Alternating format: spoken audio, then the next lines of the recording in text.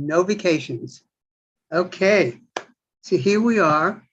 We have an agenda of 4, which is, let's see how that goes.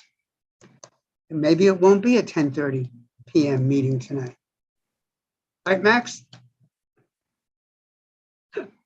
Yeah, I'm still looking at 8 o'clock. Okay, let's not put any time on this. It's now 6:32. 6:32. Welcome, everybody.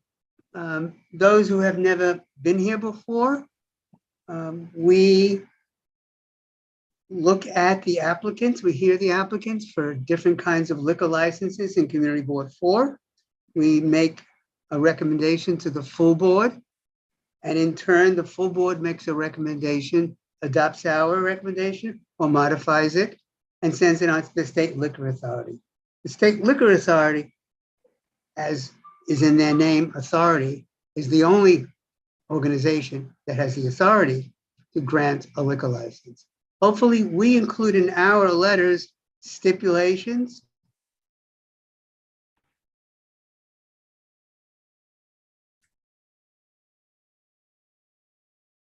liquor authority our decision into the licensing procedure.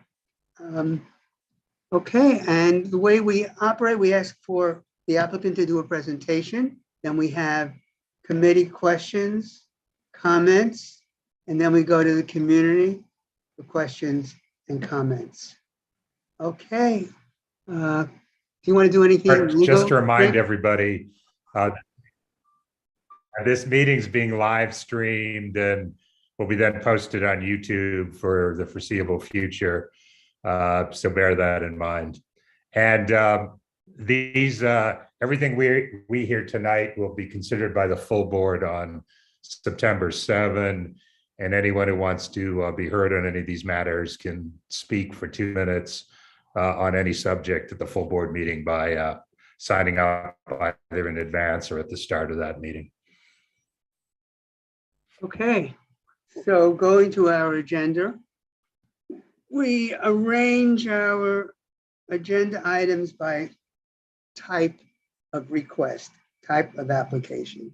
So item number 1, the group of number 1, and we have only one applicant in this group, are applications for new wine, beer, and cider licenses. And we have 555 6th Avenue, known as the Gems of Chelsea. Okay, do we have the applicant, lawyer? Would you like to make your presentation? Welcome. Thank you.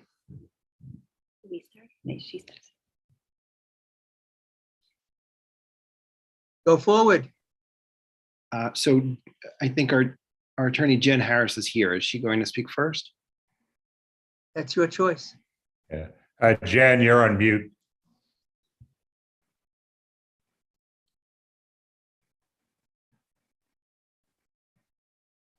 Can you hear me okay now? Yes. Yes, we Okay. can. Hi, good afternoon or good evening now. Thank you for having us. So yes, I'll be speaking and then I'll turn it over to my clients. So just to give you a quick overview, we have the pleasure of presenting Gems Chelsea LLC. We're located over at 555 6th Avenue. The building is a multi-floor, multi-unit building. My clients will occupy the first floor and basement. Now, the proposed premises where the cafe and alcohol service will be done is in the lower, in the basement level of the building. The sole owner is Ms. Jennifer Romanoff, and her husband, Mark, who is also joining us here today, is going to act as manager. So this is a family-run establishment. We are proposing a beer, wine, and cider only license. I will note that we have a menu, which we shared in our supporting documents. We're sticking more to a cafe style menu. We're focusing on a different variety of finger foods. And we're proposing hours of 9 a.m. to 11 p.m. Sunday through Thursday, and 9 a.m. to 1 a.m. Friday and Saturday. We would like the option to have background music. So just ambiance background music. We'll note that most of the time when we are playing music, it's mostly classical. With that said, though, the premises is very, very well soundproofed, and my clients will touch on that as well. But the premises is soundproofed, and we're doing ambience music only.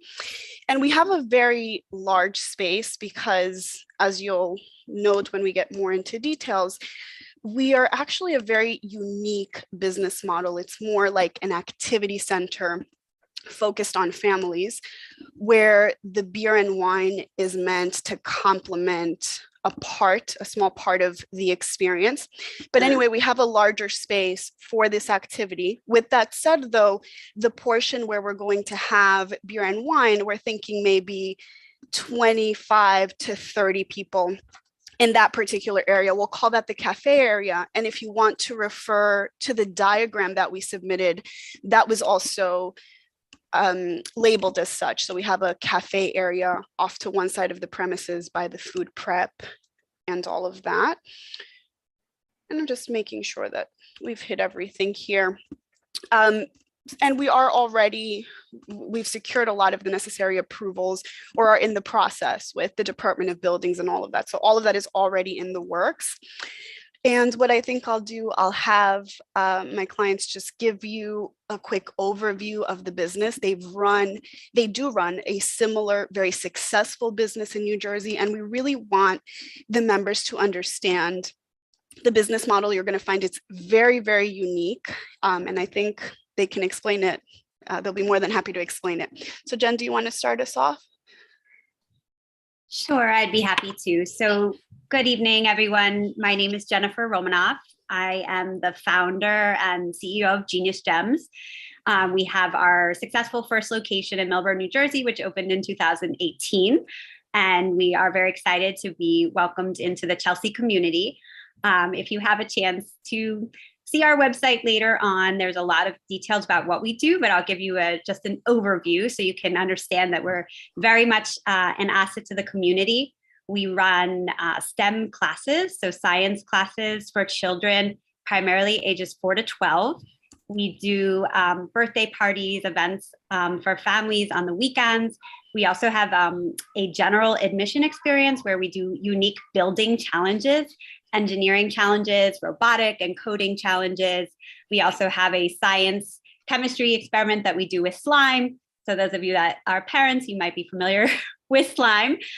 But we do a lot of wonderful family programming for local families. And I would say, all of our programming in our current location, Millburn, New Jersey, will be doing as well in Chelsea. We also have in our current location, a cafe area where we serve, snacks and a coffee bar, and we're planning to do the same in Chelsea.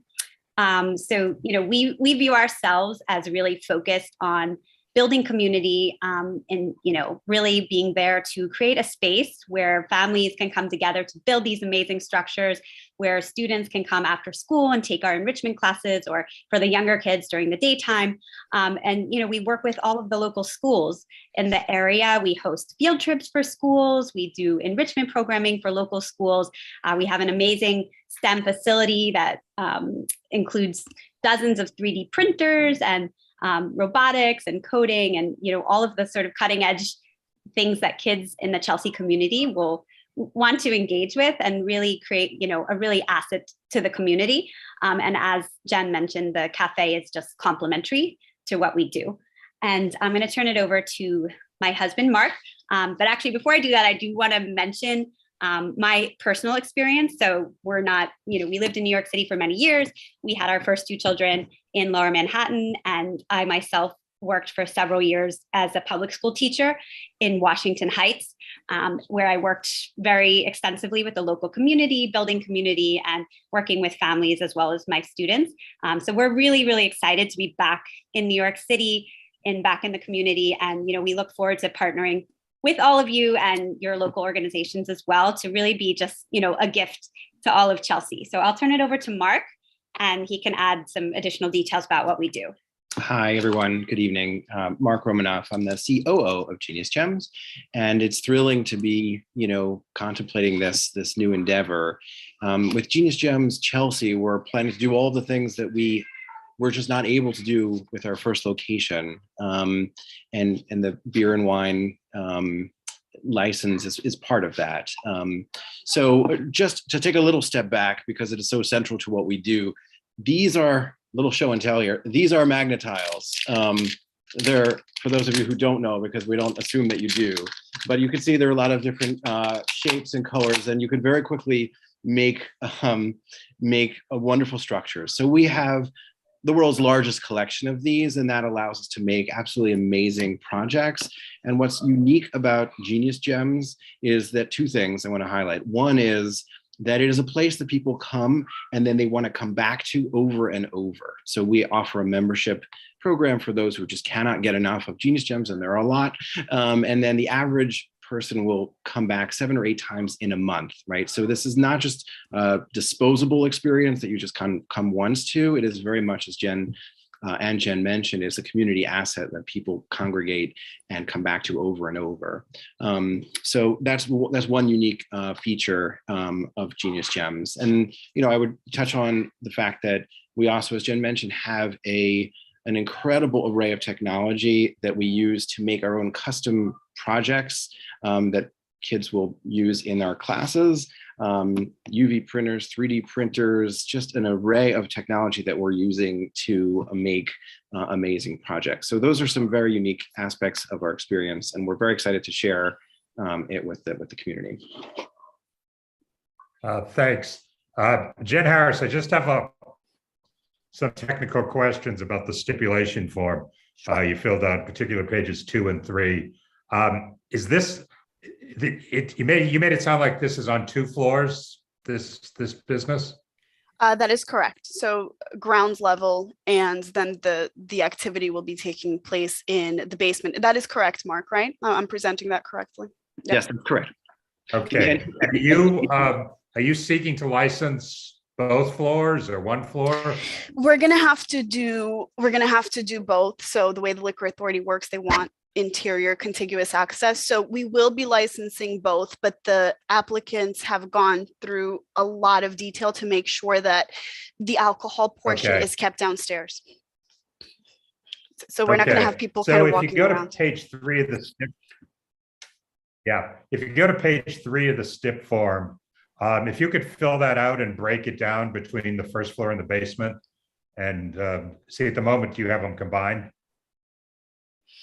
Yes, I wanted. So I'll go ahead and go into more detail there, just kind of the general spaces. That's why we presented the diagram too. But I'll go ahead and do that. No problem. Yeah. I'll get that over to Nelly. And the other thing that confused me is, you have 24 seats at 6 tables, but yet your capacity is 194. Is the 194 the right number, or? Yeah, so that's kind of what I was alluding to before. So we have a very big space, and the occupancy will be for the Department of Buildings of how many bodies can we have in this space, right? So the building is a large building, but as far as the cafe area, we're thinking 24 to 30 seats. And Mark can touch on this, but one of the reasons we have such little seating for the alcohol service, it just goes to show that that's not our main business model, the alcohol, but also because they really want to encourage families and children to be engaged in the activities. So we don't want people being couch potatoes is what it is. And they don't want everybody just kind of sitting around. But I can break that up as well. If that'll help, I'm happy to just send a cover letter with an explanation. I can do that. One thing, Frank, I'm sorry, you finished? Yes, absolutely. I know. I have one other thing. So at least the first floor space was previously occupied by FICA, correct? Correct. That is correct. Yeah. So they must have had a certificate of occupancy, but I think you mentioned your form says it's pending. Are you getting one that covers the basement? Is that the issue, or? Mark, can you touch on that a little bit? I think we had to do something new, no? Well, so remember, after FICA came a gym. And so there was I understand, a fairly elaborate zoning process to get a gym located in that space. Mm-hmm. So you're right, we're now sort of reverting to kind of the earlier formula where there would be a liquor license for this space.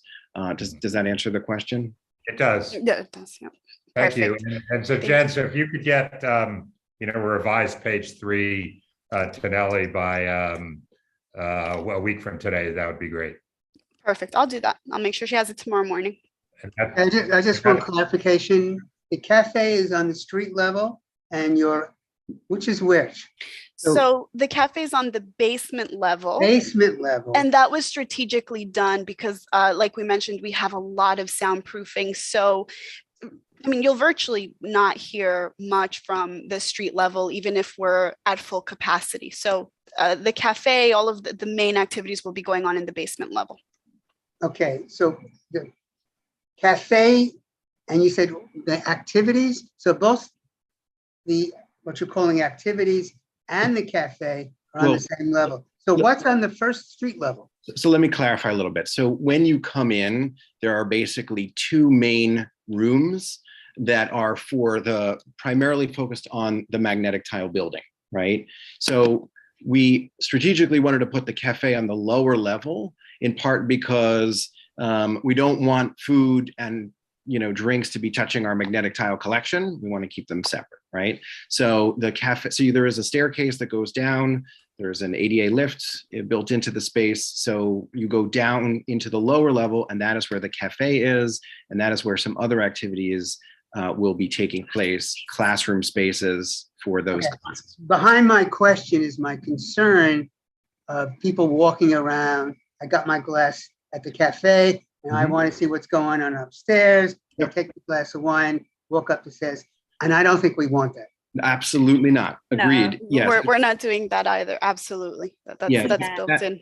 That cafe will be roped off, and there will be signs posted, and that becomes part of our training of our employees to keep the food and beverages in that cafe area. We don't want people wandering around. And I'll jump in and add that at our current location in Millburn, New Jersey, we have an open plan, and we have the cafe on the wood floors, and then we have the carpet area with the activities, and we currently have really no problem with posting signs and asking people to keep all the food and drink in the seated area and no food and drink on the carpeted area where the activities are taking place. Because as was mentioned earlier, we don't really want the food and the drinks mixed with the activities. Very good. I see we have two committee members with hands up. I see Mike and Tina. Yeah, thanks, Bert. I think those magnetic tiles are fascinating. And you say you've got the world's largest collection. How many are there? We will have over 100,000 individual pieces, and it's not just these, but we actually have our own pieces that kind of go on top that add an additional 30 different colors to the collection. So it adds just an enormous variability in terms of what you can create in our space. Well, this is great for kids, and that's a great thing you're doing. But how did you come up with this? Where did the idea originate? So I'd love to answer this question. We have two boys, and when they were little, they're now 9 and 11. But years ago when this idea first came about, I loved playing with magnetic tiles. We lived in New York, and I just loved playing with them. And I just had this vision of a Magna Tile wonderland.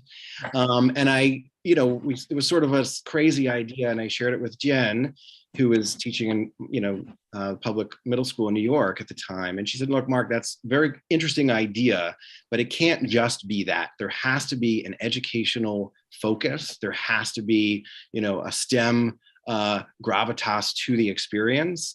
And she was absolutely right about that. That's what helped kind of propel us through the pandemic, of being able to do classes, because classes are something that's not, frivolous. Parents take that very seriously. They want to make sure their kids have the very best technology, tools, learning, and a love of learning. And so that's what sustained us through the pandemic. But it's very much the marriage of our two ideas, and they actually have complemented each other really, really well.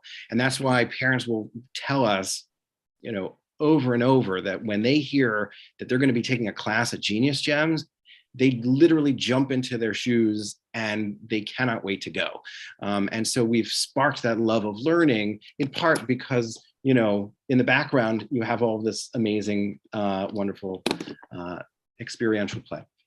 Well, what I think you're doing is, you're using geometry, and is the foundation of most of the science we know in the world today. Mm-hmm. So if you can inspire some kids through geometry, Yes. You can teach them, how things evolved. I- Everything but everything started with geometry. Mhm. Absolutely. Right. I mean, you should hear some of our young 4 or 5-year-olds saying, oh, I don't need the right triangle. I need an isosceles triangle. I mean, the kids are really just learning through hands-on learning, exactly as you said, geometry, their bridge is collapsing. They have to figure out, how do I make this stronger? How do I use engineering principles and geometry to add right triangles to make sure that, my bridge can be built stronger. So, we're teaching kids through hands-on learning. And I will mention that it's not just the kids that enjoy building. I mean, we have grandpas and grandmas and, nieces and nephews and kids of various ages that just love building at Genius Gems. We have parents that are trying to build something as tall as possible and building with their kids. It's, not just about the kids. It's also about creating a way for people to connect with their family and multi-generation. So it's a very special space, if I do say so myself. And I can assure you that everyone in this community will hopefully have the ability to come and visit and really enjoy what we're doing. Okay, thank And you. bring their kids. It's a great thing. Absolutely. Yes. Okay. Tina? Yeah, I'm going to start by saying I'm truly sorry. My internet service is terrible, so I might have missed the answer. So please forgive me. But when I went to your website, sounds like your business model is for K through 6th grade. So I'm sort of confused as to why the hours are to 11 p.m. At least I thought they were, and 1 a.m. Yeah. Yeah, I think it's a fair question. So we are asking for those hours in the events that here and there we would do a later event, like we have done at our current location, but those would not be our everyday operating hours. We're just asking for those hours in the events that we do something in the evening. And I can give you a few examples of really wonderful community events that we've done in our Millburn, New Jersey location. So we've hosted, local community groups like synagogues that want to do a sisterhood event, and they brought some wine, and we did building challenges, really focusing on team building and creating, a great way for people to connect with one another. We've hosted, 50th birthday parties. And again, nothing too ruckus, just a way to create a space and an experience to bring people together. One event that was very popular that we did every single month pre-pandemic, that we are just starting to do again, is our date night drop-off. So we would have, for 2.5 hours or so, parents would drop their kids off at Genius Gems and then go out with, friends, and the kids would have a blast. We would do pizza and juice and building challenges and glow in the dark building. So again, these are sort of later night events that we will do here and there, but we are not anticipating that we will be open that late on a regular basis. And Jen, can you share, just so that they're a little bit clearer, for our day-to-day, let's say our 90%, what are those hours, do you think? Yeah, so I would say they will be very similar to our current hours in our Millburn, New Jersey location. So we typically open early in the morning when the little kids are up, because anyone has little kids, they wake up early. So usually 9 o'clock, and then usually we close by 6:30, 7 o'clock, which is when typically our last sort of enrichment classes are finishing up. And that would be the true on the weekends as well, with, again, the exception of these community or events that might run a little bit later, but again, not happening on a regular basis. And we're very well staffed for those events. I mean, if they want to hear some numbers of just the staff that we will have available, not only on a regular basis, but when we have these, let's call them one-off larger events, you're also very well staffed. I think we have enough information about that. Okay, sounds good. I just want to mention for the committees, you probably saw the Dropbox. We have a letter from the 100 West 16th Street Block Association saying they met with the owners and they recommend, they support a license here. noting that the applicants have run a successful New Jersey operation for 5 years, that it's a family place, that the food and drink are sort of for convenience of the parents, and we limit it to the basement. Okay. And Jen, just to confirm that, are you okay if we add a additional stipulation saying that alcohol consumption will be confined to the basement level? I will talk to my clients to be sure, just to make sure that there's nothing contractually an issue, but I think we're fine with that because that was our, right, Mark and Jen, that was our idea anyway. We're fine with sticking to the basement. Do you want to give the okay now? I have no problem with that. That's fine. Okay, that sounds good. So Great. yes, we'll do that. Great, thank you. Thanks. Nellie, is there anybody from the community who wants to say anything? No, there's no one with a raised hand. Okay, thank you, Nellie. Nellie, John Lindell, who's an attendee, is related to the third applicant, so we can move him over at some point. Okay, do I hear a resolution? Motion to approve with stipulations. I would second Thank you, that. Carrie. Is there a second? Second. Second. Thank you, Tina. All those in favor? Aye. Those against? Abstaining? Present not eligible. Okay, you got our recommendation. Thank you so much. We appreciate very it. much. And Have a remember, good from evening. here, it goes to the full board Yes, in September. Thank First you. Wednesday. Okay, Wow. thank you. Thanks again. Okay, item 2 on our agenda. This is now, we're in the area of new liquor, wine, beer, and cider licenses. We have an application for 611th Avenue, Hilmar 4 LLC. That's me. By the way, those Magna Tiles are great for, I can attest as a parent of a 3-year-old, they're great, but they only stack so high and then they fall down. I still like Legos better, but it sounds like a great idea. Hi, CB4. My name is Max Bookman. Most of you know me. I see a lot of familiar faces, some new faces. I'm an attorney. My firm frequently appears before you. And tonight I have an easy one. It's with me is Mark Mendaros, and he is the owner of Smashed Burger. And we're going into the old corner bistro space in Gotham West Market on 11th Avenue and 44th Street. So most of you, I guess everybody knows Gotham West Market. It's the food hall. That has its own liquor license. There's always been a separate space in the market that has a standalone license. Corner Bistro had it. You approved them a few years ago. They closed, and so now Smashed is taking over that space. It's a burger-focused restaurant. They have great, really delicious, hamburgers. Open 7 days a week, 1 a.m. closing time indoors across the board. There's a outdoor within property line seating area because there's a setback from the sidewalk. The building is a little setback corner, so that's within the property line. We've agreed to your steps on the closing hours, your usual steps on the closing hours for the outdoor space. He's got 2 other Smash Burgers, one in the other Gotham market, which is in Brooklyn, and one standalone place on Orchard Street. We're happy to answer any questions anybody has. Yeah, Max, it sounds like we're in agreement on this, but just going forward on the outdoor space, at some point, a year or two after Gotham West opened, the corner outdoor space sort of inched out about 18 inches beyond the property line. They even put sort of holes in the cement so they could have sort of poles of the dividers going in there. So we're in agreement it's going to be confined to the property line at this point again, right?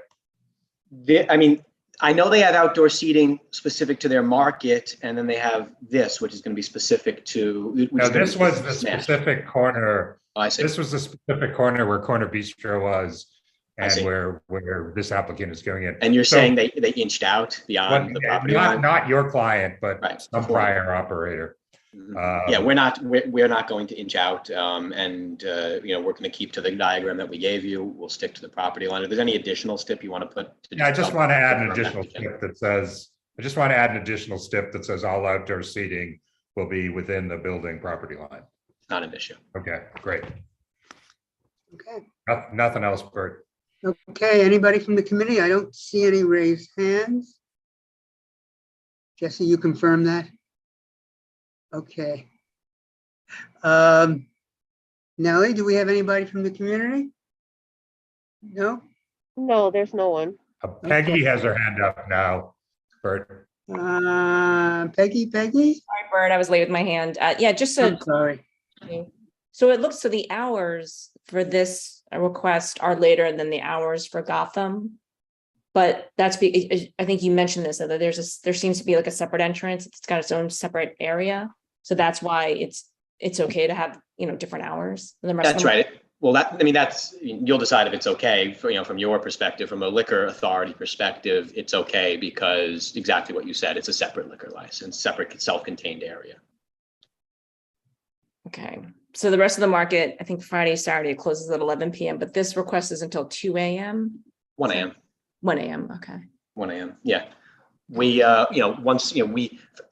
first of all, customers of ours that buy alcohol are not allowed to take their alcohol into the market when the market is open, and when the market's closed, it'll be like, like when the ATM room in a bank is open, but the rest of the bank is closed. You'll be able to come into our little corner, but not go into the rest. You have something else you want to say, Peggy? You have a No, and I'm sorry, I'm actually looking up. expression on your face. Well, I'm sorry, I was also looking up. It looks like the prior spot, it looks like they had actually, their operating hours are a little later. It's a 2 a.m. Yeah, 2 a.m. We're only asking for 1. And Peggy, I don't think, because this is right in my neighborhood, I don't think a Corner Bistro is ever open that late anyway. I mean, it actually would be sort of nice to have a later night place over there, because I think the market closes even earlier than, 11 at midnight at this point. Okay. Frank, have we heard from any community groups? Sorry? I said you heard it from Frank. We need a later night place in the area. Frank, have we heard from any of the community groups in the neighborhood? No. Okay. Move to accept. Move to accept. Move to approve as submitted. Second. Second. Okay. All those in favor? Aye. Opposed? Abstaining? Present, not eligible. Okay. Thank you. Thank you very much, everyone. Have a good evening. Nice seeing you all. You too, Max, and enjoy your Legos and your magnetic tiles. Right, yeah. Good night. Good night. Okay, item number 3, again in this section of new liquor, wine, beer licenses, is 349 West 33rd Street. It's now called the Penn District BP LLC. Okay, do we have the applicant, the lawyers? Yep, we're kind of all in one place here, Bert, to make it easy for you. Makes it easy for you guys too. Yep. Okay, so whoever wants to go, go. Okay. Joseph Levy here on behalf of Penn District BP LLC and Penn Pasta LLC. I have with me Justin Sievers, one of the operators of the space. I'll have him introduce himself in the concept, and then I'll get into the nuts and bolts of the project with you. Go ahead, Justin. Hi, I'm Justin. So I've been running Bar Creamy down on Bowery and 2nd Street for about 8 years now. We're a little over 8 years old there. We are very excited to potentially do a new space in the 33rd Street space there. Really the same concept as our tried and true restaurant downtown. Fine dining, pasta shop style place where we are, serving guests and having their with just like great pasta and food and wine. And we are excited to be up by the train station as well. So the application before you is for on-premise liquor. As you can see in the diagram, might be a little confusing. There are different sections of the space, but it is all one restaurant. There's an outdoor portion in the front, and then there's an indoor portion behind that. Where this is located on 33rd Street between 8th and 9th, it's directly across the street from Moynihan Train Hall. Inside the restaurant, you have 61 tables with 212 total chairs. Some of those tables and chairs are within a private dining room in the back, which will only be used for special occasions where someone wants to do an event back there. Outside, you're going to have a total of 23 tables and 73 chairs. There are going to be 2 stand-up bars in the facility, one inside, which is going to be just one bar with 23 seats, and there will be a stand-up bar in the outside area as well with 12 seats. Some important notes on the outdoor space here, because I appreciate that that's always an issue that bears some discussion. In the area that's going to be outside here, the operators and the developers have been working together to create an environment that's going to contain the noise, if there is any noise, as there normally is when this many people are together, as possible. The music throughout the establishment will be background music only. You will not have any music audible from the sidewalk. In the outdoor area, they're planting a number of trees, some very large, a number of other plants and other foliage. There will be umbrellas. There will be other noise attenuation methods as well employed outside to really mitigate any kind of noise escaping the space. Inside the space is soundproofed. As far as community outreach goes, we have about 140 signatures, all within a couple of blocks. Many of those signatures come from our immediate next door neighbors. If you're familiar with this block, there really are no residential units on this block specifically, except for next door to us where B&H Photo is. Above that, there are offices. Above that, there are residential units. We have a number of signatures from residents in that building. Behind our space on 34th Street, there's another residential building.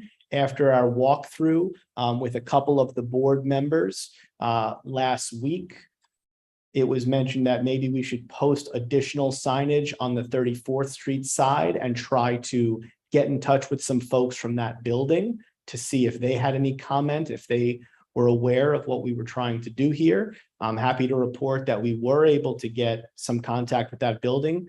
There was a call with the building manager where we talked about the concept. They voiced some concerns. We voiced some potential responses to those concerns, and we left that call feeling very much like they were in support of this. Whether there was enough time for the board office to get anything in support, I'm not sure, but I'm happy to review what we talked about with the board if you'd like. But we did get a number of signatures of support from that 34th Street side, which was something that the board members on this call felt we should do. So we were successful there. We also got a letter of support from the 34th Street Partnership, which was a late submission to the board office. I hope you guys have seen it. If not, I can certainly send a copy individually to whoever would like it.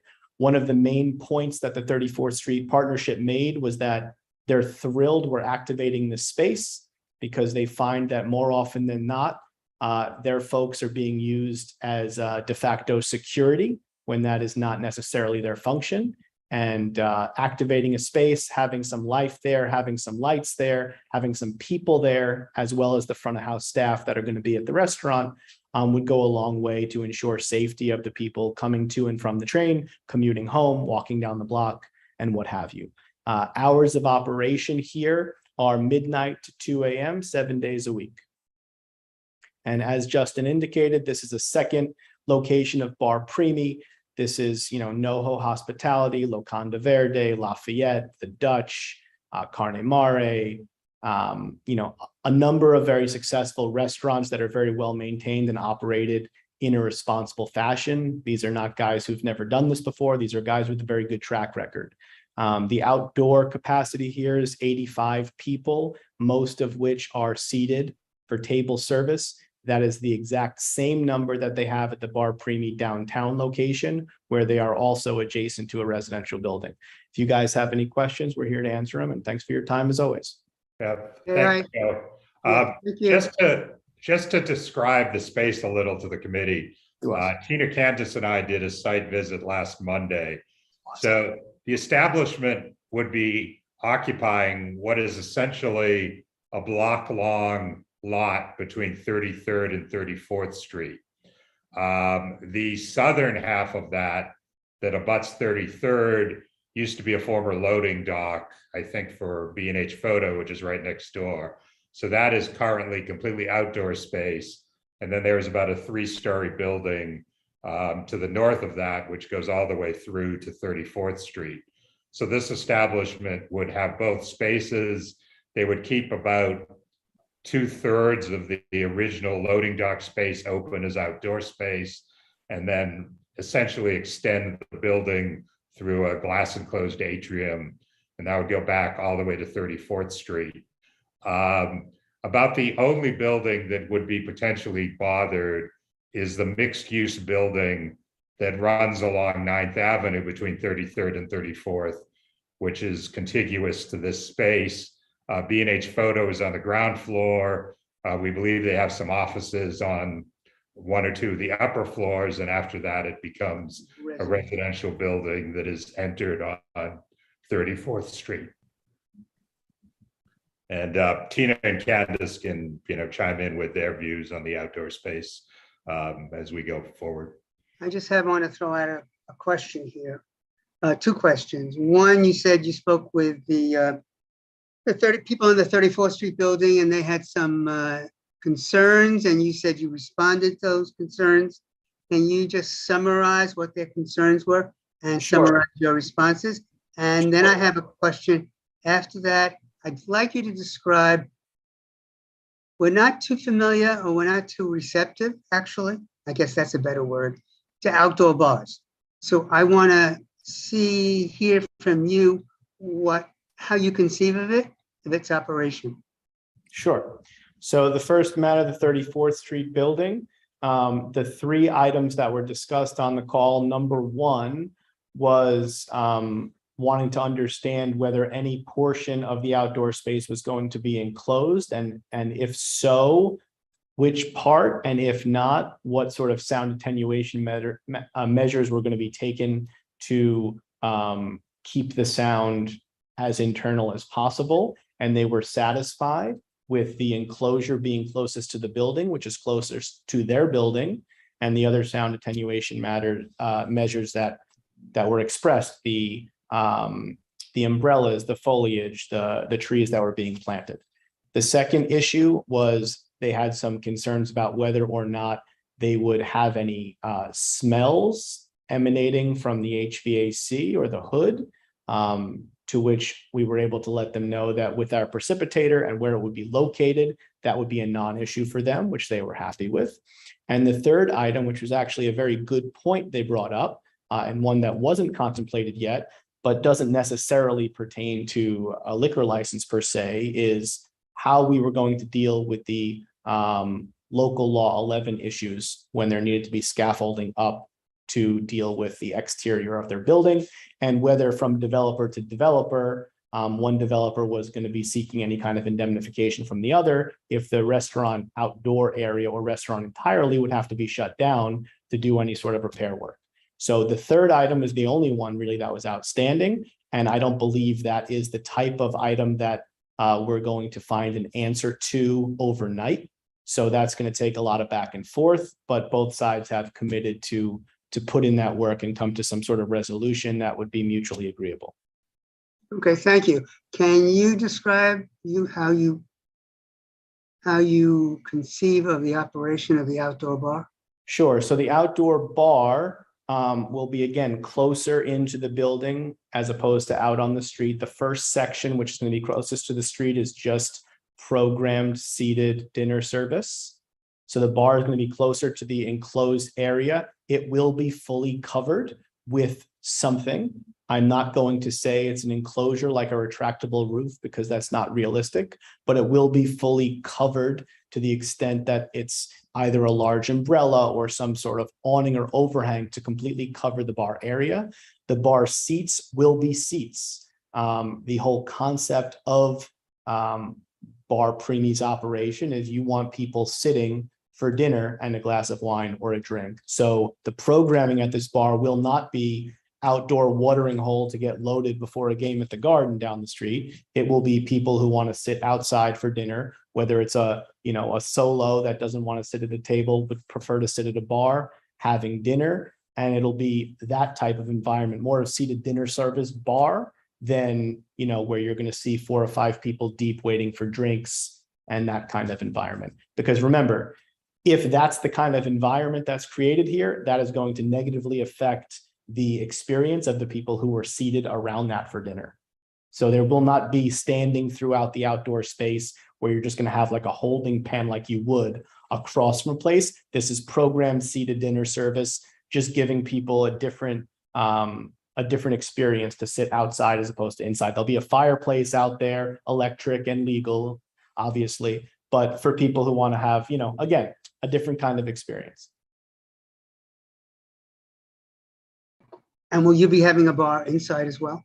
Yes. The Okay. bar inside is going to be where, you know, the action would be at a bar. Where you'd want to have more of that bar environment would be on the inside of the space.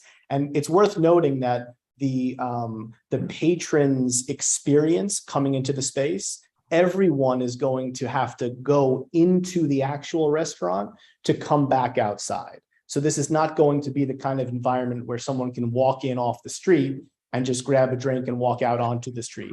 Everyone's going to have to go all the way into the restaurant to come back out. So it's going to have to be something that's done with some intention. Okay, thank you. Carrie, Candace, Tina, and I thought I saw a fourth hand up. But go ahead. I'm happy to hold to hear from Candace and Tina, who saw the space, because they may answer my questions. Okay, thank you. Candace, Tina? I have one question about did you ever talk to the tenant above that was right, I think it was the sneaker store or something that was right above you, that green space? Yeah, so that's the Foot Locker's atrium. And we were not able to get in touch with anyone who uses that space or is in control of that space or knows if anyone even uses the space anymore. Okay. And then as far as the space area, it was, again, I'm hoping that you guys get this and be very exciting for the neighborhood, as I do live right across, you know, the area. It is a very dead space. It's right across the street from, I guess, the north side of the post office area, that entrance to train hall. So it's very dead in that area. So it'd be very welcome to have that light there. I know you had said the big trees. It's going to be, hopefully it's going to be a very nice addition to our neighborhood.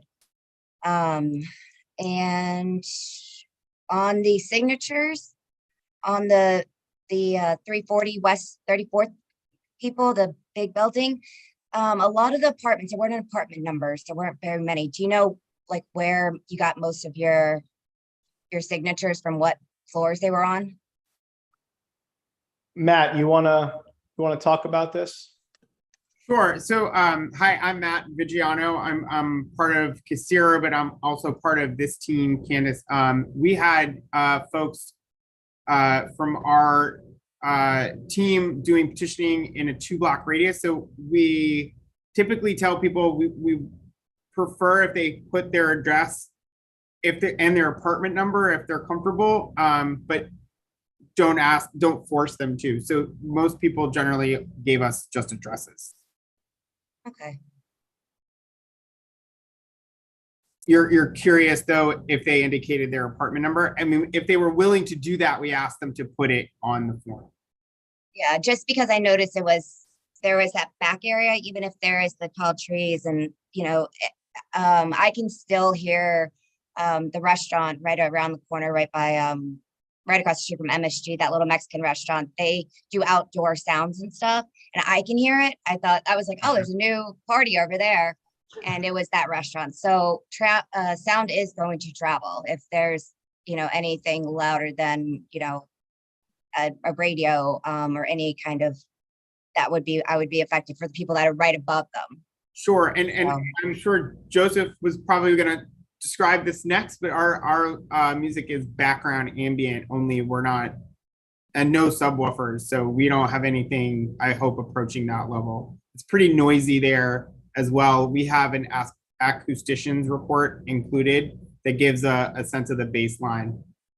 Yeah, and actually that sound report, from what I understand, is not completed yet. When it is, we'll get a copy to the board, but I know preliminary readings have indicated that, and we took a preliminary reading from the bar Preemie downtown in the middle of service in the evening. And we also did a preliminary baseline reading from the outdoor space on 33rd Street. And the delta there was only 6 decibel points between the baseline street noise on 33rd Street currently, middle of the day, and what Bar Primi is like in full swing in service. So we're anticipating that with the type of operation they run and their background as operators and the sound attenuation, we understand that just the presence of human beings talking and eating is going to create some degree of noise. But our hope is that it's not going to really move the needle for anyone in this neighborhood. And also on 34th Street, by the way, just as a quick note, there's no access to the space from 34th Street. We posted signs there because the building that reaches about the midway point between 34th and 33rd, the entrance is on 34th, but it's worth noting that on 34th, on the back side of the building, it's the private dining room in the back, and there is no ingress or egress there other than emergency egress on the side.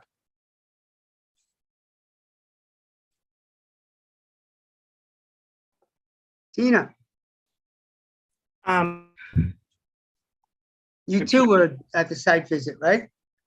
Yes, and I had the same impression as Candace. This is a quieter block and it can use a nice establishment there. So all in all, I think it would be a great idea for them to come into this space. There were only a few, there were a few concerns. One was the notice, the posting of the notice. We didn't see it, but it sounds like, again, my internet is not great, but it sounds like you did post it on 34th Street for the residents of the apartment building to see, which I think was very important. And the other concern was basically the sound report. Did you actually attach a sound report to your application? Because I didn't. No, there were some baseline readings done, and the advice that we got or our clients got from the sound engineer was they wanted to wait until construction was a bit further along before doing one, because they felt like it wouldn't really be all that accurate until that was done. I mean, concern that I think that's of concern to me is the fact, considering there's an outdoor space, that it doesn't get too loud in that area because it's a huge outdoor space and there are apartments. Absolutely. And the building that it's in is a commercial building. The building on the other side is a commercial building. And the building on the side with the residence is commercial, ground floor, first floor, second floor, residential above. We are very concerned about that as well. We are equally as concerned with noise from outside affecting the experience inside. And the whole idea, the whole concept of Bar Primi has always been more of a date night place, a place where people can sit and have a conversation. And if we can't have that outside, then that's going to be a problem. So certainly our music and noise is going to be low, but we are very sensitive to it. And we are going to do this the right way, as I think, you know, the developer in Vornado and these operators have shown that they've been willing to do with all of the places that they've touched. And again, I think the board can have some confidence knowing that the Bar Primi operations team, of which Justin has been leading it since day one, they operate downtown with, 85 people outside adjacent to a residential building and haven't had a single complaint in over 8 years. So I think that does speak volumes to the kind of operation and operators they are.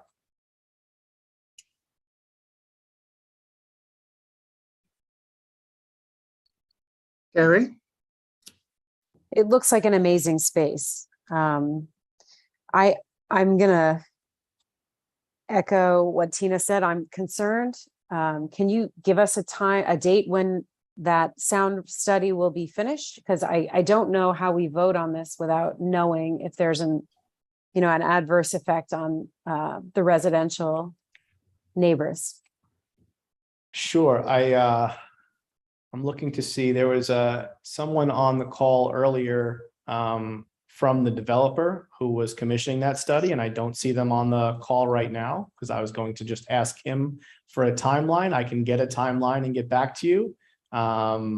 But like I said, I know there were some baseline levels taken, and the plan is to do a much more in-depth sound report, and they were just holding off until they had done some more construction, considering there's really nothing done. It's a totally vacant loading dock and concrete, 4 walls inside. But I can certainly check on that and come back to you and let you know, ASAP. And can you, thank you. Can you attach to the application what the preliminary sound report was? Well, yeah, I don't know that there was a report done. I know there were baseline readings done, and that's where I got those numbers from, that it was 6 decibels difference between bar premium full swing and the outdoor space at just a base level. Yeah, I mean, sorry, I don't know what that means, So both numbers were below New York City code. Okay. I believe the numbers, and I'm close, but please don't quote me, it was between 68 and 74, I believe. Where the one was the number of what the standing sound was on 33rd Street, and the other was the number inside of bar premium in the middle of service. So they were very close as it was, because the natural noise on 33rd Street was louder. So I guess is that the case at 2 a.m. though?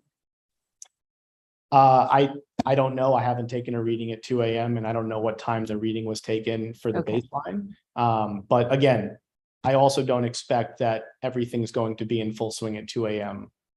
either. That things are winding down earlier than that, with the understanding being that 2 a.m. would be a hard close, shut, dark, everybody out. So are the hours the same for outdoor and indoor then? You're planning on staying open till 2 a.m. in the outdoor section as well? We would like to have a 2 a.m. close across the board. If the board would like us to review outdoor only hours, it's something we're potentially open to. But in terms of complying with the board's standard outdoor hours ask, that's not something that we can do. So I am channeling Christine for a second, and go ahead, channel Christine. Yes, generally we are a 10 p.m. weekday closing and 11 p.m. Thursday, Friday, Saturday closing for an outdoor section of a restaurant. Yeah, I totally appreciate that. And I think that this space is particularly unique in that it is set back in this loading dock space in between commercial all around, residential, of course, above and to the side. We've done a bunch of outreach to people in those buildings specifically. We had a call with the building manager of one of the buildings. Notices are everywhere. I don't see anyone on this call or that has indicated they had a problem. We've only seen support from the people we've spoken to. This is a proven operator that is taking a fair amount of sound attenuation measures outside to keep this as contained as possible. And considering that on this particular block, there really are no other residential buildings, and it's a commercial corridor, and it feels like this is a different situation. But there are residents above, and sound rises. So, I think it's fair for the community board to be concerned about those members of our community. I really do appreciate the outreach. So are you saying that if we stipulated 10 p.m. and 11 p.m. on the weekends, that you would not accept that? That's correct. For the outdoor space. That's also, correct. I just want to clarify, there is no sound to be outside past 10 p.m. as well at all. I mean, come like even background music, like there's not supposed to be any music at all. Are you okay with that? If you wanted us to cut the background music outside earlier, that's something we're open to. But as far as closing the operations outside at 10 o'clock, that's something we can't agree to. Sorry. And Bert and Frank, let me just tell me if I'm wrong, but it's actually it's not even 10 p.m. for the music. It's ever. Is that right? Yeah. Okay. So, sorry. So there are 3 sort of unusual things or things that do not comply with our usual guidelines with this. Right. 1 of the hours, 2 seeking any kind of outdoor music, even background, which we're usually uncomfortable with. And 3, we very rarely approve any kind of an outdoor bar. So yeah, generally we would have no music being heard from inside to outside, actually ever, not just We're- past 10. We're at all times. comfortable, we're comfortable with stipulating that you won't hear any music on the sidewalk at all. Like that's a non-issue for us. Because we You don't mean want in that the out there. outdoor space, you mean? No, I mean on the sidewalk. The outdoor space that's closer to the building, that's part of the premise, that's within the property line. We did intend to have some ambient background music. If you wanted to talk about like shutting that music off earlier, we're happy to have that conversation. But even when it's on, our intention is very much to make sure that you cannot hear the music outside the space. Joe, our concern about outdoor music is not just the sidewalk. It is, the residents above, and outdoor music at whatever level automatically gets people to talk louder because they talk over it. And we've also found that it is very difficult to ensure that outdoor music is actually kept to background levels. So, I mean, those are just the concerns we have with the period, not specifically with this applicant, but they very much relate to the people living above the space as well as the side. Yeah, we understand that, Frank. And again, the idea here is this is literally ambient background music that is barely audible anyway. So if the sticking point here is the music at all past 10 and that makes, this work, then we can agree to that. But typically, sorry, I don't mean to be difficult. It's at all. It's not at all past 10. It's at all. Yeah. Okay, well, Carrie, let's keep that on the table and, we'll circle back when we've heard everyone's views and see. And the hours, and the hours. And the hours. And the Thank you. bar. And the bar. Okay. And the sound report. Thank you. Okay. Candace and then Mike and then Jesse. On your sound report, you had said you did the inside levels. Did you do the outside levels of the preemie? For the downtown? I didn't do the sound report personally, and I wasn't there. I don't know where the gentleman from Vornado who was on this call before went, but he was the person who had commissioned it and who was there, and I did see him on the call a little bit earlier. So, And on the hours, I'm just gonna say, I would be okay with, if you guys, I know it's a 1-2, but can we maybe think about like a 12 and 1? I don't want to lose like anything like a restaurant being able to get out, like if you close it has to be closed by 1 o'clock on weekends, 12 o'clock during the weekday. And I feel like that might be a little bit better for the people that are living up above. There's no music after 10 kind of situation. I'm just worried, like the sound report, we do need to hear that. Like I said, I could hear something from 34th and that's catty corner for me. And they're a second level restaurant. And I did have my windows open. And like I said, I was like, oh, there's a new party in town. So sound does travels. And I know you're going to have the big trees and everything, but we need the sound report is, I feel very needed in this situation. okay, well, look, if the sound report is that important to everyone on the call and you'd like us to kick this till next month and see if we can get the sound report and come back and talk to you about it, we can do that. We have some flexibility to do that. I don't know that it makes sense. I don't know that we have an agreement on other things or if the sound report is going to make the difference one way or another. But if that's important to the board, that's something that we can do. Yeah. Sound report is clearly very important to us. Right. And Joe, we also heard from, I think you met with the organization Check Peds and Christine Berthet, and they said one of their asks was that you do a sound report as well. And just so we're clear, I understand, that your sound person may be saying we can't really, analyze the inside of the space until it's, built out more, or how you're going to build it out. But we're more concerned about how the sound is going to travel from the outside space. So I would think that's something, they can assess now with modeling.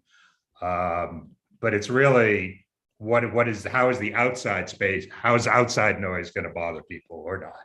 Sure. No, I get it. And look, I am not a sound engineer by trade, so I can't really opine on that stuff, but it is obviously important to the board. And like I said, in the interest of working with the board, if you want us to kick this a month and see if we can't get at least some sort of preliminary report in your hands before our next conversation, we're comfortable doing that. Well, let's We hear still from. have two more board members who want to have something to say, Jesse and Ted. Thanks. I'm just trying to get it because I wasn't able to attend the walkthrough. I am just trying to get a better sense of exactly who is above this space and what number of residential units we're talking about here.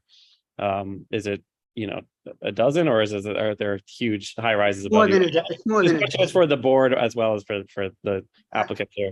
Jesse, I just want to say something. In our conversation, I have a sense that the extent of residential presence in the block is being de-emphasized.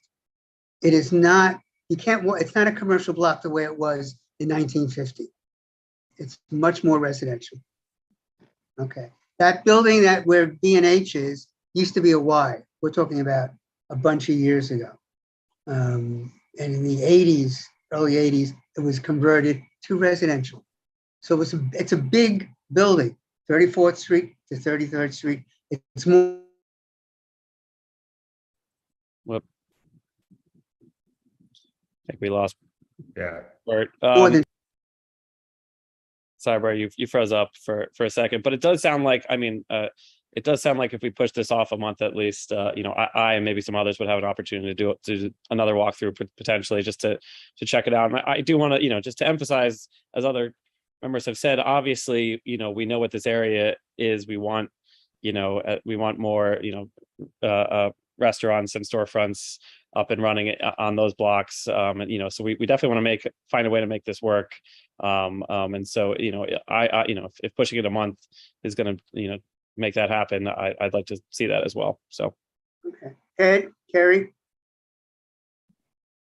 I just wanted to say, with my experience with doing a lot of sound reports with my business, voices typically do not penetrate walls like bass does, and the fact that they're going to have background, I don't think that we're going to see something to be concerned with in terms of the actual sound reading. So I don't know if you want to hear it, it wouldn't affect what I would think about it. And these operators do have experience with 85 people outside at their other restaurant and establishment. So I trust that their, ownership and the way that they handle the business would be taken, seriously into consideration with this application, because this isn't a new business person with their first time, dealing with outdoor people. Carrie. I just had a quick question that I forgot to ask before about the roof, and this is just from the photos, so sorry because I wasn't able to attend the walkthrough either. It looks like something's happening up on that roof. Are you planning on using that roof at all? No, we're not using a roof. The only roof-like structure that I think maybe you can see in the photos is that area that Candace mentioned, which is like a roof on like a 2-story or 3-story structure in the back of the space above the restaurant, which seems to be an outlet from the storage room of a Foot Locker on 34th Street. But that's not our space. We're not activating it and using it in any way, shape, or form. Okay, thank you. Wendy. Sorry. A quick question. I know you mentioned that you spoke with the building manager. Can you remind us or give some more information about what the building manager said? We don't have residents there, and that's our biggest concern right now. Sure. Matt, you want to address this? Sure. Wendy, can you maybe repeat that? We talked to the building management, facilities folk, the people who kind of run the day-to-day operation. We were certainly focused on the immediate neighbors above to the west of us. The concern about noise bleed up into those first few units was clear. We have arranged the space that we're offset from the building line, so we won't have tables or chairs right up against our neighbor sorry, your window shifted. We won't have tables or chairs up against the building line. So that was one way to kind of mitigate any concerns about the noise. There's also the substantial tree coverage with the new tree that we're planting has, I believe, 16 feet of canopy around it. So that does a lot. Also, there's a series of different plantings. There's 4 other trees planted as well in the space that would help mitigate noise. There was another question from the team about the where we would be venting from. That was also something that was raised by building management. Typically, if you vent, you probably hear this all the time. So we've moved that venting away from the residential building, so it's not facing any apartments, and is venting away from them entirely. The other concern that Joseph referred to earlier had to do, since we share that a lot line wall on the west, so it'd be it's to the west of us, but if those windows face east, right? If they have to go in and do any pointing work, what we're going to do is work with the building to coordinate around work that they have to do as required by city local law. All right, thank you for refreshing my memory on that. But so taking those steps, they are assuming that they were supportive. Or there were Yeah, no the issues. overall tone of the conversation was supportive. I'm sorry, I didn't mean to speak over you. No. I was just, you know, mostly what I'm just trying to establish is because we are concerned about the residents and we don't have residents here, just trying to like glean, you know, obviously it sounds like it's great. You guys have already spoken and that those lines of communication would presumably remain open, but making sure like whatever they identify that you all are addressing. So it sounds like, yes, like they're not concerned as long as you all continue or you take those steps. Yeah, I think the coordination around local law 11 is a longer term conversation, pretty typical between 2 neighboring buildings. The teams have worked together before, luckily, since we are also the owner of the commercial building on the other side of our lot. We have a lot of communication with them. Okay, thank you. My pleasure. Ed, your hand is still up, or is that just? Okay. Anybody else? Nellie, do we have anyone? I know there are a couple attendees. Does anyone want to speak on this? There's no one with the raised hand. Okay. I just want to summarize, as I mentioned, the applicant met with this Czech Peds organization. And in addition to wanting a sound report, we were told Czech Ped members are very concerned about 250 people leaving at 2 a.m. under the windows of many residents, 80 people eating, speaking, and drinking outside with music under the windows of many residents, and a large door being kept open between the inside and outside without limitation on indoor music.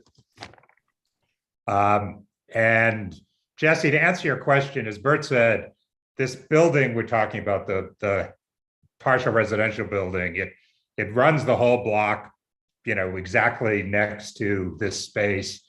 I didn't count. I'd say it's about 10 stories, 10 to 12 stories high. I don't know if anyone from the applicant has more specifics.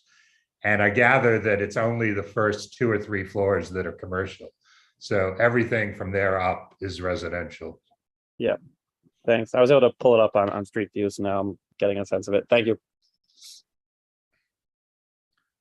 So I guess the immediate question is whether we would prefer for them to come back next month with some kind of an acoustical report rather than vote on it tonight.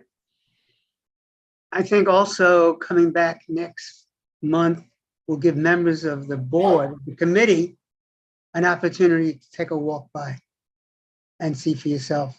And for what it's worth, this item had been on the calendar previously, and there were notices posted previously. So, you know, the word's been out there for a little while now. We're happy to continue and do more of that, but I just think it's worth noting that it's not like these notices all just went out. We're not referring to another month so people who live in the building can respond. We appreciate that you did put the notices up, you even put the notices on 34th Street. We're talking about giving you time to get that acoustical report to us and giving, which in the same time would give some of the members of the committee who were not able to do the site visit, was it last week, to just walk by themselves. Sure. 33rd Street between 8th and 9th. And 8th, north side of the street. You cannot miss it. If any of the committee members who didn't make it want to, I'm happy to facilitate that. Thank you. You can also, in case you don't want to set up a meeting, it's currently enclosed just by an open grate. So if you walk by, you can see the outdoor space and, get a good sense of the surrounding buildings, even just from the sidewalk. And also will give you time. I know you're sort of adamant on 2 a.m. closing, but you need to take into consideration some of the sentiment that you might have heard tonight about earlier closing hours. We do generally speak about 10 and 11 on the weekends, and that's usually a space right out there. This space is not right out there in the street, but still, it's an open space, and we are concerned about a 2 a.m. closing. Yeah, I totally understood, and none of this was really that big of a surprise. Obviously, we've been before you guys a number of times before. We know what the rules are. This space, I think, presents as unique, and if more board members want to come see it, we're happy to host them, and we're happy to have that conversation. Like I said, I don't think there's going to be much of a change in our position that 10 and 11 doesn't work, but if there is another, happy medium that we could meet, we're open-minded about it. We're happy to have the conversation, and hopefully everything we've done to date shows you that we're trying to work with the community here. We're not, trying to come in here and say, this is it, this is what we want to do, and that's that. We appreciate that. And it's very clear that that's your position. All right. In terms of communication and working with us. So why don't we postpone a month, Joseph, and you won't file with the SLA in the interim, correct? Yep. Okay. And if any board members would like a sort of hosted visit where you can actually get into the outer space, why don't you email Nellie, and Nellie will set it up with the applicant. But as I said, you can also walk by on your own anytime and get a pretty good sense of the variables involved here. Thanks, guys. Okay. Thank you. See you next month. Thank you. You got it. Okay, with an acoustical report. Okay. Last item on the agenda is item number 4. It's an alteration of methods of operation for an applicant that we've already seen. 113, 117 West 24th Street. It's one of the new hotels there. Maston, are you the attorney? I am, Bert. Nice to see you again. Frank, nice to see you, members. Nice to see everyone. I hope everyone's having a nice summer. My name is Maston Sansom. I'm the attorney for the applicant, Motto 24th Street. This is a hotel, as Bert said, that we had appeared previously. I'm joined here by Al Feierstein, who is an acoustical engineer, sound expert, and also hopefully joined by the general manager, Basim Olaswani. However, I haven't seen him appear. Try to place some calls just to confirm that he's in fact on, haven't been successful throughout this process. But we'll proceed and see how far we can get. As I mentioned, we had met with the committee and the board and been approved for liquor license. Among the stipulations were there was a back patio, but then also a front arcade, and we were going to basically put up the roller covers in those spaces.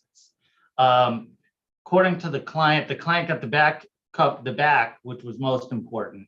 And I think most important to be covered from a sound standpoint, from a residential standpoint. But the front arcade area, when they looked into put another roller cover there, my understanding is that the cost has risen, 10, 20 fold. Now it's just hundreds of thousands is what I'm told for these roller covers now, as opposed to, 10, 20,000.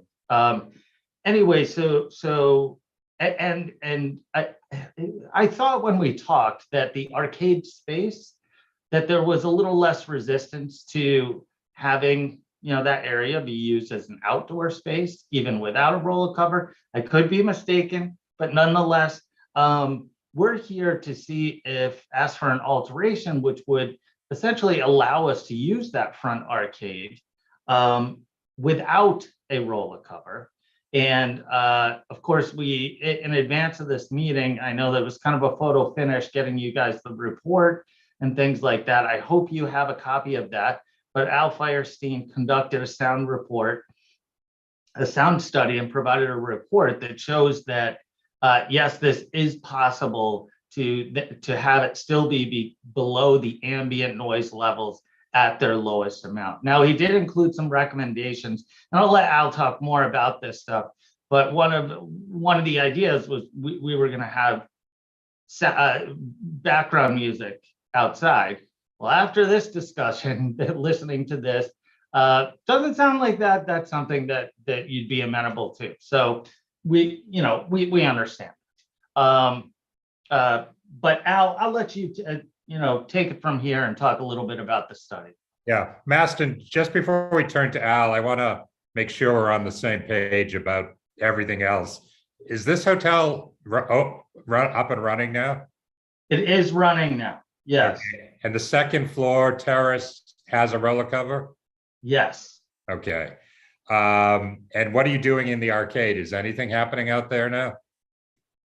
The first, I don't currently. I don't know. That would be a good question for Asim. But okay. I do know that they're looking. There's a capacity of 48, and they're looking for 11 tables and 36 seats. There's no bar, and hoping for hours Monday through Thursday to close at 10, Friday and Sunday to close at 11. Which again. Right. So that was my other thing. On page 3 of your current STIP form, you actually used the old one because, as you remember, we got more specific about the hours on various spaces. Okay. So if you go back and look at the form, and you actually sent it to us, sent us the old form at one point. So there's no disagreement about it, but it has just, for example, the indoor space on the first floor is 6 a.m. to 2 a.m. The second floor space, even with the roller cover, is 9 a.m. to 10 or 11. Remember all that? Yeah. Yes, I think it's just the wrong page got included. Okay, yeah, it looks like that. I think I have the right page actually here before me. Okay. But the wrong page must have gotten sent to you. And I take it you would agree to repeating all the steps, the additional steps that have to do with the second floor or anything other than the arcade, the first floor arcade space. Sure. Yep. No storm enclosure only on private property. Second floor completely enclosed with a roller cover. No speakers or amplified sound in the roller cover second floor space. That sort of stuff. Right? Yeah. I mean, the difference, of course, would be if you agreed that it wouldn't be enclosed by a roller cover. No, I was talking about the second floor space. I was just the second floor. What isn't on the table anymore. So all we're talking about is, are we going to let you go forward without a roller cover on the first floor space that is facing the sidewalk in the street? And if we do that, I guess you said there wouldn't be any music, but if we do that, what the hours would be. But let's hear from Al now. Okay. Can you guys hear me? Can you hear me? Yeah. Yes. Good. We can hear you, Al. All right. Okay. So, yeah, I was listening to all four of the the first three presentations. I just want to point out to you guys, because I'm trying to help you. Foliage, which you've heard mentioned in a couple of these applications, they don't reduce sound, right? Trees don't reduce sound. A lot of trees don't do anything to stop sound, but they do out of sight, out of mind, if you know what I mean. I'm a consultant, not an engineer, so don't refer to me as an engineer. Sound reports should be done beforehand, like we did on this one, not while construction is being done. That's inappropriate time to do it. And also sound can go up through walls, bypassing a second and a third floor that might be commercial in a building. So really that test should be done, with a space in the space and then measuring in the residential properties. And frankly, sometimes people don't want to have sound in their commercial space on the second and third floor. I've done a lot of those. Okay. You're right when you were mentioning that the sound levels should be tested at a time when the space is going to be used. You don't measure daytime sound levels. So that's why I do readings at night, as you know, and you can see in the report, you can actually see the times, like in this report from 9:54 up to 11:05, because I know they're going to be, wanting to stop it anywhere from 10 to 11 o'clock at night. But inside noise is important, and that's why I focus on it in my recommendations, because it's like an equation. The sound level that you get at a nearby residence is, here's the equation: the inside level minus the soundproofing, minus the reduction in sound due to travel distance, minus the reduction in sound once it goes in through someone's open window, that equals the sound level that has to be below the noise code. If it's outdoor sound, like in this case for our arcade, it's the same thing except minus the soundproofing, because there is no soundproofing. You get the reduction, you have the sound that's outside from the people, and then you have the travel distance, and then the reduction in sound, even with an open window across the street or nearby. So I did the test, and when I did my first test a couple of years ago for this hotel, the only sound levels that I took were the most critical ones, which were in the backyard. And if you compare the two charts, the minimum levels are like 10 decibels lower. They're half as loud in the back. In fact, the maximum levels that really occurred, except toward the end when I was talking, was less than 60 decibels. Whereas out on the street in front, the sound levels reach 80 decibels. So that's like 4 times difference, 4 times louder. So after you do that equation that I just told you about, you then factor in the masking effect of ambient noise. So the ambient noise effect, and they do have sound right now, not in their arcade, but they have it in this awning that's to the right or to the east of the arcade. And they have speakers there. And I didn't actually know they were going to put speakers in there, because there's a section of the noise code that's sometimes enforced by DEP when they can't get anything else on somebody, which is called section 24244. And it's entitled Sound Reproduction Devices. And the purpose of that was originally when 42nd Street was a hellhole, people were playing music and auditioning all of these CDs with speakers and boomboxes right out onto the street. So the purpose of this was to prevent businesses from advertising by having speakers outdoors. So it's illegal to have any speakers that are outdoors that can be heard on a public street, park, or place.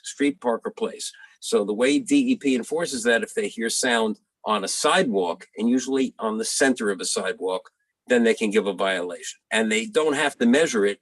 All they have to do is hear it with their ear, which I have a problem with, but they can give a violation and say they heard the music. So in this particular case, they do have speakers right now under their awning, but amazingly, it isn't heard out on the sidewalk, on that side, right in front of that. So that's why I said that it would be acceptable. It would not violate 24244, which is very strict, if the sound level was kept to 70 decibels, measured 3 feet from the speaker. I actually measured the sound walking down awning length. So I was considerably further. But in hearing what's going on in these other three cases, I think, as Maston alluded to, I don't think they need the sound out there.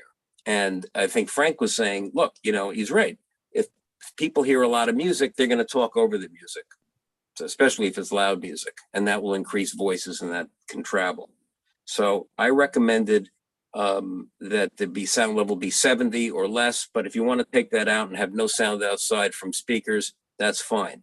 Now, I just heard someone mention that, I think it was Frank, who's saying, look, we're concerned because there's people, this is on the last case, people right above, maybe don't want to hear like 100 people out on the sidewalk right below them in the same building. So we don't have 100 people, and we don't have people right above in the same building. He also mentioned a large door kept open without limitation on indoor music. Well, these guys do have a large door that's open from the inside bar out to the arcade. So sound could bleed out there. That's why in my recommendations, I recommend the sound level on the inside space as well. And that will keep it to the point where it's inaudible across the street. And like I said, I did my test at 11 o'clock at night because that's the latest that they're going to be working to. So I think I gave you the overview, and I'm here for any specific questions.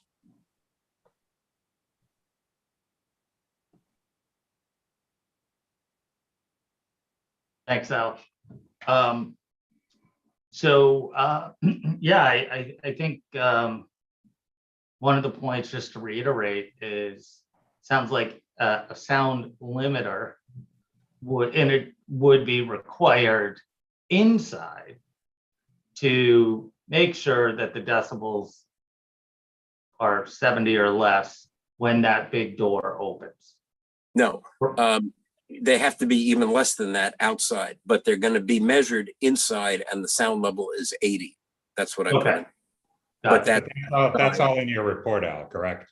It is. It's on page. It's under recommendations, and it's on page 6 of 11. All right.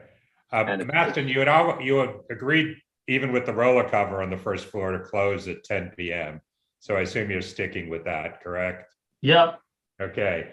And at that point, you were gonna, the hours were 6 a.m. to 10 p.m. I think without a roller cover, the 6 a.m. is pretty early. So I assume you'd be amenable to saying you won't open that space any earlier than, I don't know what the committee thinks, 10 a.m. or something like that. Would 8:30? It's better than 6, but I'm curious what other people think. 6 is pretty early. Yeah. I would be okay with 8:30.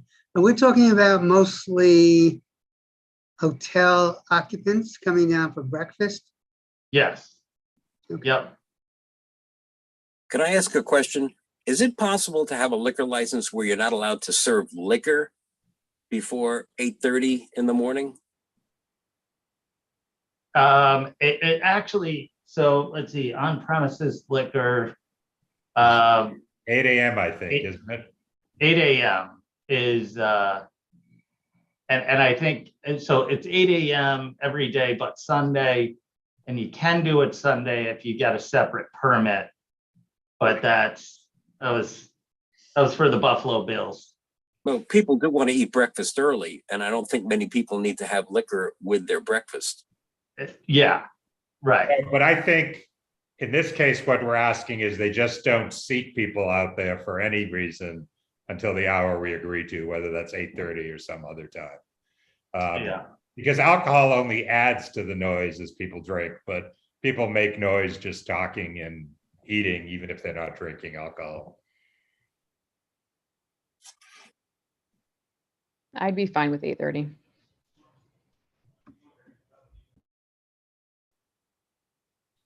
Anyone from the committee have other comments about this?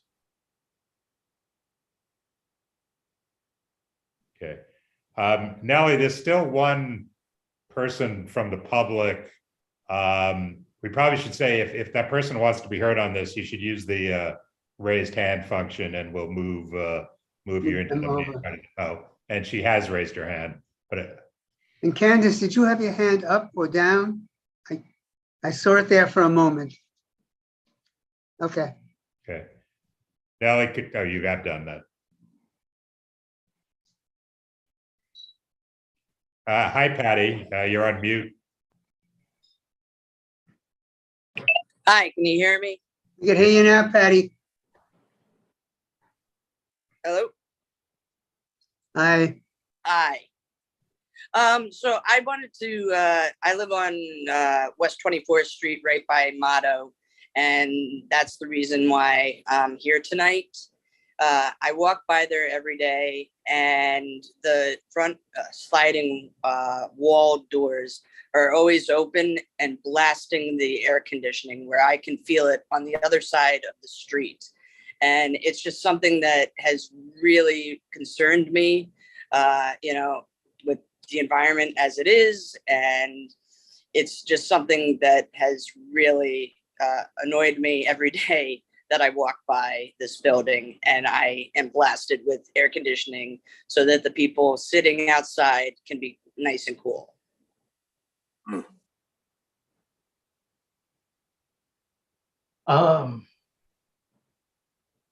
I can certainly take that back and talk to them about some more energy efficient. I'm sure it's a new hotel, so Yeah, sure which is surprising as to how unenvironmentally friendly they are being. Yeah. Yeah. Ted, maybe you know, didn't the law change about 6 or 7 years ago to address this and say you couldn't, you know, just have massive windows open blasting air conditioning outside? Or am I misremembering something? No, you're right. Front door. But that would include their front facade too, correct? Don't know. Okay. Well, Maston, there's definitely laws addressing this, but I think the bigger issue is just environmentally, it seems really bad if in fact it sounds like it is what they're doing. They're trying to air condition this arcade that they don't want to enclose. So now they're just gonna air condition all of 24th Street. Yeah, I will definitely look into that. I mean, certainly they've got to be in compliance with the latest laws and have, you know, if they don't have the most energy efficient equipment, they should. So I'll have to look into it. But even if they do have energy efficient equipment, I understand what you're saying. I mean, right. I mean, if they don't want to enclose the space, they have to treat it as outdoor space, which means keep those doors closed when there's air conditioning inside. Yeah. So, okay. So the air conditioning is in fact outside of the door. Is that right? I mean, I have felt it almost to the other side of the street. That is how strongly they are blasting the air conditioning. It's something. I'm just wondering if the actual air conditioning units are inside the door or if they're outside the door. No, there's nothing outside the door. Okay. It's definitely coming from inside. Okay. All right. Okay. Maston, let me just interject. There are ways to prevent this from being a problem and still keep the people cool outside without making noise and without leaking energy. Wow. Al, you're the man. Sound and air. Well, air makes sound, so, and it carries it. But there's a device called an air curtain. You've seen them in a lot of department stores. You walk in and you walk through a blast of air and the air runs from top to bottom. And what it does is it basically prevents inside air from outside air from mixing. Interesting. Okay. Well, that's great. Well, we'll talk about that. I'll follow up with you on that and certainly talk to the client about all of that. Thank you. Absolutely. Thank you, Patty. Everyone have a good night then. Thank you for joining us. Yeah. having me. Carrie, do you have your hand up now? Yeah, I just had a quick question, and I'm sorry if I missed this because I had some mama drama, but the speakers that you said, Alan, that are outside, should those speakers be outside?